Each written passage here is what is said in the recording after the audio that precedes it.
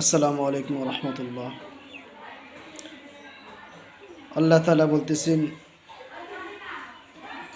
আউযু বিল্লাহি মিনাশ শাইতানির রাজিম, ইয়া আইয়ুহাল্লাযীনা আমানু কু আনফুসাকুম ওয়া আহলিকুম নারা।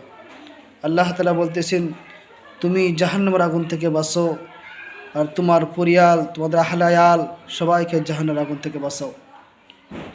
আজকে যদি আমরা নিজ নিজ লক্ষ্য করে দেখি, আমরা নিজে যদি নামাজ পড়ি তবে আমাদের পরিয়াল কেউ নামাজ পড়ে না, আমার বিবি নামাজ পড়ে না, আমাদের পরিয়াল, আমাদের ছেলে মেয়ে নামাজ পড়ে না, আমাদের ভাই বোনেরা নামাজ পড়ে না, তবে এই নামাজ আমাদের কী কাম দিবে? নিজে নামাজ পড়তে, নিজে জাহান্নামের আগুন থেকে বাঁচার চেষ্টা করতেছি, কিন্তু আমাদের পরিয়ালকে আমরা বাঁচার চেষ্টা করতেছি না।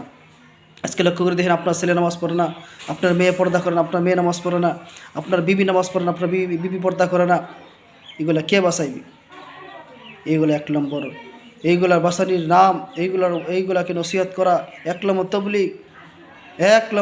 এইগুলা তে আমাদেরকে বাড়ির তবলিগ করতে হবে, বাড়ি আমাদের ছেলেমেয়েদেরকে, আমাদের বিবি বাচ্চা, আমাদের সবাইকে নামাজের তাকিদ, শরীয়তের হুকুম, ইসলামের হুকুম তাদেরকে শোনাইতে হবে।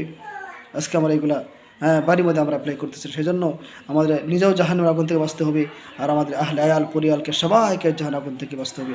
আল্লাহ তাআলা আমাদেরকে নিজেকেও আর পরিয়ালকেও জাহান্নামের আগুন থেকে বাঁচবার তৌফিক দান করুক।